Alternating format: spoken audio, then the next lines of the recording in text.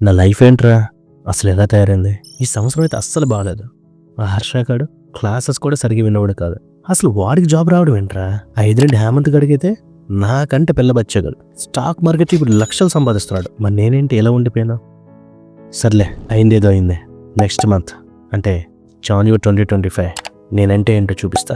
ఇప్పటివరకు నేను చేయలేనివన్నీ కూడా నెక్స్ట్ ఇయర్లో చేసి చూపిస్తా. ఇలానే కొత్త రిజల్యూషన్స్ అన్ని December 31 ముందే, అంటే 1 వీక్ ముందే ప్రిపేర్ చేసుకుంటాం ఆల్మోస్ట్. బట్ ఆ టైం వచ్చేసరికి మాత్రం స్టార్ట్ చేయం. ఒకవేళ స్టార్ట్ చేసినా కూడా మధ్యలో ఆపేస్తాం. ఇది ఆల్మోస్ట్ అందరికీ ఎలానే జరుగుతుంది, ఇంక్లూడింగ్ నాకు కూడా. 6.5 years బ్యాక్ యూట్యూబ్ స్టార్ట్ చేయాలన్న ఐడియాని రకరకాల రీజన్స్తో పోస్ట్ పోన్ చేసుకుంటూ వచ్చేసా. సరే, ఇన్ని సంవత్సరాలు అయింది కదా పోస్ట్ పోన్ చేసుకుంటూ వచ్చేసా. నెక్స్ట్ ఇయర్ అంటే 2025 కల్లా స్టార్ట్ చేద్దాం అనుకున్నా. బట్ నాలో ఉన్న ఈ పోస్ట్ పోన్మెంట్ ని ఒక పర్సన్ మాత్రం కంప్లీట్ గా క్లియర్ చేసి ఈ రోజే వీడియో చేసి మన ఈ కొత్త ఛానల్లో పోస్ట్ చేసేలా ఇన్ఫ్లుయెన్స్ చేశాడు. ఆ పర్సన్ ఇంకెవరు కాదు, the world toughest man ever అనే పేరు తెచ్చుకున్న డేవిడ్ గాగిన్స్. ఆయన లైఫ్ మాత్రం అంత ఈజీగా స్టార్ట్ అవ్వలేదు, చాలా కష్టాలతోనే స్టార్ట్ అయింది. చిన్నప్పటి నుంచి family pressures, negative influences face చేస్తున్న గాగిన్స్ ఎంత నెగిటివ్ ఇన్ఫ్లుయెన్సెస్ ఉన్నా, ఎంత ఇంజురీస్ అయినా కూడా Navy SEAL training and hell week ని 3 times కంప్లీట్ చేసిన ఏకైక వ్యక్తి అయిన.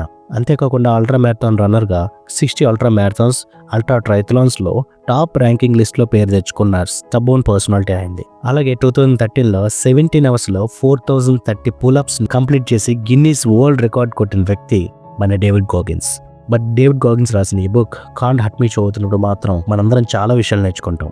ఇన్ఫ్యాక్ట్ అతని డిసిప్లిన్ మైండ్ సెట్లో 1% మనం అప్లై చేసిన లైఫ్లో చాలా చేంజెస్ కనిపిస్తాయి. అయితే అతని లైఫ్ స్టోరీలో మనకి బాగా ఇన్ఫ్లుయెన్స్ చేసే పాయింట్ ఏంటంటే, నువ్వు ఒక కన్సిస్టెంట్ గోల్ పెట్టుకున్నావంటే అది నువ్వు ఎలాంటి సిచ్యువేషన్లో ఉన్నా సరే అది ఆ డేలో ఫినిష్ చేయాల్సిందే. సిచ్యువేషన్స్ ఎంత డిమాండ్ చేసినా కూడా ఆ చేస్తున్న పనికి 10x టైమ్స్ చేయాలి, కానీ దానికి తక్కువ మాత్రం చేయకూడదు. ఇలాంటి చాలా పాయింట్స్ మన ఈ బుక్ ద్వారా మనం అబ్జర్వ్ చేస్తాం. సో మీకు కూడా నిజంగా ఒకటి చేద్దాం అనే కమిటెడ్ గోల్ అనేది ఉంటే, ఆ గోల్ని కూడా ప్రతిసారి పోస్ట్ పోన్ చేస్తుంటే ఈ వీడియో మీకోసమే. సో స్కిప్ చేయకుండా చివరి వరకు చూడండి. కాంట్ హర్ట్ మీ బుక్లో నేను అబ్జర్వ్ చేసే ఫస్ట్ పాయింట్ ఏంటంటే, life always doesn't go in ever way. మన లైఫ్లో మనం అనుకుంటుండే ఎప్పుడు అనుకూలంగా ఉండదు. 4 years తర్వాత నా లైఫ్ ఇలా ఉండాలి, నెక్స్ట్ 6 months నా బిజినెస్ ప్రాఫిట్స్లోకి తీసుకెళ్తా, అలాగే నెక్స్ట్ నేను వెళ్ళబోయే ఇంటర్వ్యూకి జాబ్ కొట్టేస్తా అని ఇలాంటి బలమైన కోరికలు పెట్టుకుంటూ ఉంటాం. బట్ దానికి తగ్గట్టుగా మాత్రం మనం వర్క్ చేయం. బట్ అచీవ్ చేయలేం. ప్రతిసారి కూడా మన సిచ్యువేషన్స్ని, ఎన్విరాన్మెంట్ని కూడా బ్లేమ్ చేస్తూ ఉంటాం. అఫ్ కోర్స్ ఈ ఇంటర్వ్యూ కాకపోయినా నెక్స్ట్ ఇంటర్వ్యూలో నువ్వు జాబ్ కొట్టచ్చు. అలాగే నువ్వు 6 monthsలో ప్రాఫిట్స్ తెప్పిస్తున్న నీ బిజినెస్లో 1 or 1.5 yearలో నువ్వు ప్రాఫిట్స్ తెప్పి చూపించవచ్చు. బట్ నువ్వు చేసే ప్రాసెస్లో ఈ suffering, pain and hard work ఉంటుంది మాత్రం యాక్సెప్ట్ చేయాలి. Forget quick fixes. సో ఇప్పుడున్న జనరేషన్లో చాలా మంది ఈజీ అండ్ క్విక్ మనీకి బాగా అలవాటైపోయారు.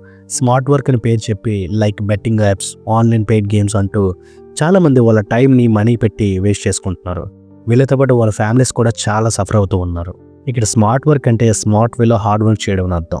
లైక్ బంచ్ ఆఫ్ ఫిజికల్ రికార్డ్స్లో డేటా రికార్డ్ చేస్తున్న ఒక పర్సన్ తనకి సిస్టమ్ అలవాటు లేకుండా కూడా నేర్చుకుని ఎక్సెల్, టాలీ ద్వారా డేటా రికార్డ్ చేస్తున్నారు. అంటే ఇక్కడ మ్యాన్ పవర్ తగ్గుతుంది, టైం కూడా సేవ్ అవుతుంది.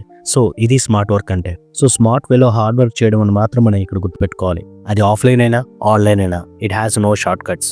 40% రూల్.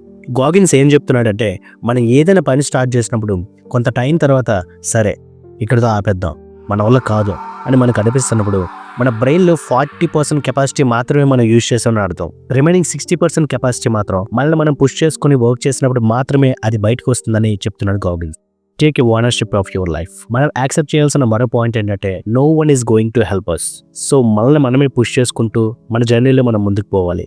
ఎవరో వస్తారని, ఏదో చేస్తారని ఎప్పుడు అనుకోకూడదు. హార్ష్ ట్రూత్ ఏంటంటే, అవతల వాడికి అది అవసరం ఉంటేనే తప్ప, నాకేంటి ఇలా అనుకుంటే తప్ప ఎవరు మనకి పుష్ చేయడానికో లేదా హెల్ప్ చేయడానికో ముందుకు రారు. సో మన గోల్స్ మనం అచీవ్ చేయడానికి మనమే కొన్ని డెడ్ లైన్స్ పెట్టుకుని ముందుకు పోవాలి. సో నన్ను అడిగితే నాన్ నెగోషియబుల్ గోల్స్ పెట్టుకోవడం మంచిది. ఈ రోజు ఫినిష్ చేయాలనుకున్న టాస్క్ని ఈ రోజే చేసేటట్టుగా, అది ఒకవేళ ఆ డేలో టైం మిస్ అయినా సరే వేరే టైంలో ఆ డేలోనే ఫినిష్ చేసుకోవాలి అని ఒక నాన్ నెగోషియబుల్ గోల్ అంటూ పెట్టుకోవాలి. Turn your pain into strength. ఇక్కడ గాగిన్స్ ఏమంటున్నాడంటే, చాలా మంది తమకు లైఫ్లో జరిగే ఇన్సిడెంట్స్ అవ్వచ్చు, రిగ్రెట్స్ అవ్వచ్చు, ఇలా నెగిటివ్ ఎక్స్పీరియన్స్ అవ్వచ్చు, ఏం జరిగినా సరే వేరే వాళ్ళని మనం అస్సలు బ్లేమ్ చేయకూడదని గాగిన్స్ చెప్తూ ఉంటాడు. మనం ఫేస్ చేసే పెయిన్ని, రిగ్రెట్ని ఒక స్ట్రెంత్గా, ఫ్యూయల్గా మార్చుకోవాలి తప్ప అక్కడే ఉండి మళ్ళీ మనం బ్లేమ్ చేసుకుంటూ అవతల వాడిని బ్లేమ్ చేస్తూ టైం వేస్ట్ చేసుకోకూడదు. Because time passes away accountability mirror. మనకు ఏదో వీడియో చూస్తానో ఏదో బుక్ చదువుతానో అప్పటికప్పుడే ఇంక్రీజ్ అండ్ డిక్రీజ్ లెవెల్స్తో క్రాస్ అయ్యే మోటివేషన్తో కాకుండా డిసిప్లిన్తో మన యాక్టివిటీస్ కంటిన్యూ చేయాలంటే మన రోజు చూసుకునే అద్దం ముందు మనకున్న రిగ్రెట్స్ని గోల్స్ని ఇలా స్టిక్కీ నోట్స్ ద్వారా అటాచ్ చేసుకుని రోజు వాటిని చూస్తూ మనల్ని మనం పుష్ చేసుకుంటూ పోవాలి. ఇలా మనం ప్రతిరోజు మనం చేయాలనుకున్న టాస్క్ని ఎంతవరకు ఫినిష్ చేసాం అనేది మనకు మనమే ట్రాక్ చేసుకోవచ్చు. బట్ ఆ స్టిక్కీ నోట్స్ మీరు మిర్రర్ అనే కాకుండా మీరు వర్క్ చేసే వర్క్ ప్లేస్లో లేదా మీరు ఎక్కువగా డేలో ఎక్కడ మీ టైం స్పెండ్ చేస్తున్నారో అక్కడ ఈ స్టిక్కీ నోట్స్ని మీరు అటాచ్ చేసుకోవచ్చు. సో దీని ద్వారా మీ డైలీ గోల్స్కి రిమైండర్లా ఇది యూజ్ అవుతుంది. సో ఇది గైస్ ఇవాళ ఈ video.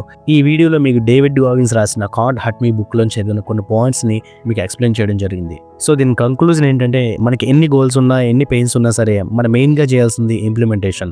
Because implementation only can lead to transformation. So మీరు కూడా ఒకవేళ మీ నెక్స్ట్ ఇయర్లో పెట్టుకున్న గోల్ని ఈ రోజే ఇప్పుడే స్టార్ట్ చేద్దాం అనుకుంటే కింద ఛాలెంజ్ యాక్సెప్టెడ్ అనే కామెంట్ సెక్షన్లో మెన్షన్ చేయండి.